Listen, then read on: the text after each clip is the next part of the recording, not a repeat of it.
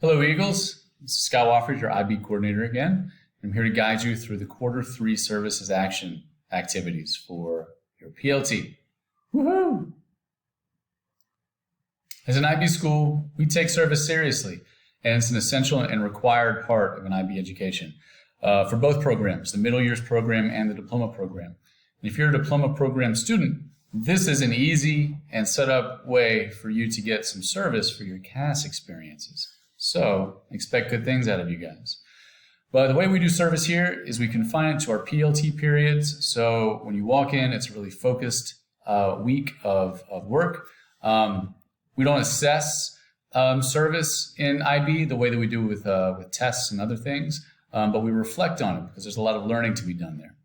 But while we do these things, I want you to be enjoying them. I want you to be thinking about them. I want you to feel the work that you're doing for the causes that you're choosing to do. If you recognize these quotes, good for you. These are the same quotes we had last time, and they're going to be a returning feature for each one of these videos. But something new that we're going to have is what's called the pause mug. There's going to be times during this video where it's going to be good for you, a teacher, to pause and follow some directions on the screen. So if you see me raise my pause mug, good time to pause and then restart whenever you are ready. But let's pause right now and let's look at these quotes and see if there's one that sticks out to you that you like the best. Always a fan of that Jerry Garcia quote. You know, I wonder if he was here, if he would say that service is like a road, no simple highway between the dawn and the dark of night. And if you go, no one may follow. That path is for your steps alone. Last time we were together, we were working on advocacy, where you find out a community's need and you advocate some solutions for them. This week, we're going to be focusing on research, which doesn't take the last step that advocacy does and suggest a solution necessarily. It's mostly about finding information about that community's need. So let's do that together. There's a community out there in Nashville that needs your research. So as a PLT, or as in groups in a PLT, we're going to do this. We're going to consider the challenge that Nashville can do better. I want you to think about that and identify an authentic need that faces the Nashville community today. Do some research to that authentic need, gather some information, and then towards the end of the week, we're going to come together in your groups or your PLT, and we're going to create an infographic that shares that information that we can share with the school and with the community. As we usually do with service, we're going to come back and we're going to reflect on the process and what we learned on the whole thing.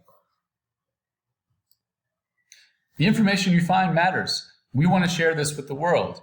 That's the whole purpose for doing this thing. So we want to let you know that we are going to share your infographic and what you found out in a couple of ways. First, we're going to try to put these in the school hallway so that everybody in the school community can see your work. We want to post them on the school website so that people in our school community outside can see it. And we may find a way to get these on social media so that we can share it with the world. Who knows where this goes after that, though? You may end up on the local news from your work. You may end up in Wikipedia somewhere. And who knows? Maybe in a little bit, you end up bringing this research to the United Nations in New York. Who knows?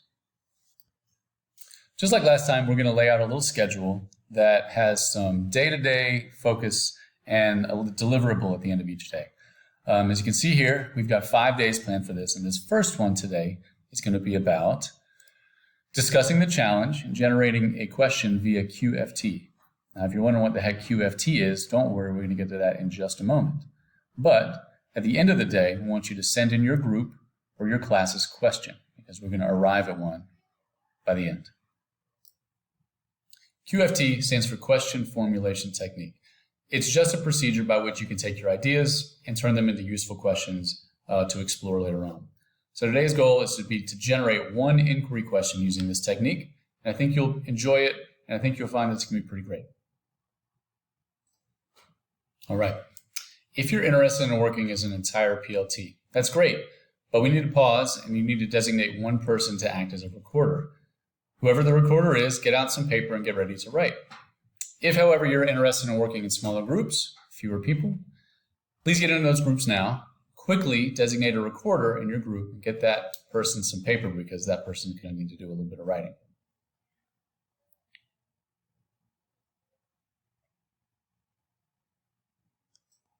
All right, if you're in your groups, and you've got some paper, here's how we're going to produce questions. As soon as we say go, it's not yet, you're going to begin to ask questions based on the challenge. Nashville can do better. The rules need to be followed pretty explicitly. They're pretty simple. Ask as many questions as you can. Don't stop to answer or judge or discuss any of the questions. Write down every question exactly as it's stated, and change any statements that come out into questions. At the end of this thing, you're going to number the questions. If you're able to do that while you're asking them and writing them down, that's great. But if not, we'll do it at the end. The question focus serves as the starting point for all of our questions, and it's the source of our inspiration for our research. Question focus that we've chosen for this is Nashville can do better. So recorders, please write this statement at the very top of your paper. Remember, when we start, number the questions and follow those rules. Okay, whenever you're ready, teachers, pause the screen. Work on this for 3 minutes. Ask as many questions as you can. Don't stop to answer, judge, or discuss. Write down every question exactly as it's stated. Change any statements into question. Go. All right, team. If you're back with us, that means you've got a whole host of questions. We have a few more steps to the QFT before we're done. First step in this thing is to look at your questions and to categorize them as either closed or open-ended questions. Closed-ended questions can be answered with a yes or no or with a one-word answer. Open-ended questions require more of an explanation or just may have more than one answer. What you should do is look at your questions and identify each one as closed-ended or open-ended by marking them with C or an O. Closed-ended questions and open-ended questions have some different advantages and disadvantages. And it might be easier for you to end up with an open-ended question for your research. Regardless, pause me, please, and do this categorization right now for about 2 or 3 minutes. Restart the video when you're ready. Okay, at this point, you should have a number of questions. They've got numbers on them, and you've got a whole list that say either C or O. Next step, and one of the last steps in this process, is to improve your questions. We're going to do this by taking one closed-ended question and changing it to an open-ended question. And then taking one open-ended question and change it into a closed-ended question. Again, take about 3 minutes, pause me, and come back when you're ready. Thanks for your hard work so far, folks. Almost done. The next step is to prioritize your questions. Looking at your list, I want you to focus on 3 that you consider the most important. And you probably have a lot of them, so narrow them down and try to link them as much as you can to our question focus. Nashville can do better. After you've prioritized them, think about this. Why did you choose those 3 questions? Where are your priority questions in the sequence of your entire list? Did your whole list get better and a little bit more refined, more specific? But lastly, what you want to do, and you should pause me as soon as I'm done talking and take another few minutes, discuss it as a team and select one question for your group or your class. All right, nice work. If you have worked as small groups in your PLT, you might want to know what everybody else's questions are. So take a few minutes if you'd like, teachers, and have groups share with each other. Feel free to share as many of these things as you want. Questions that you changed from open to closed and back and forth. 3 priority questions and where they ended up in your sequence. Your rationale for choosing those priority questions, but really the most important one is that chosen inquiry question. That inquiry question is going to be important because it's going to be the thing that is the most prominent on your infographic, and it's going to drive everything else. Well done, everybody. Thanks for putting those questions together. The last step for today is to share your questions using the forms link that's in the video comments. Teachers, you should do this as soon as you're done with the video. Just click that link and it should go to a Microsoft form, and either yourself or some of your students get in there and share with us what your questions are. I want to have a list of these questions so that we could share them with the school in the event that somebody needs a little inspiration and may want to jump on some of that stuff. So that should be available for tomorrow at the very beginning. And I'll put a link into tomorrow's video so that everybody can see what they are.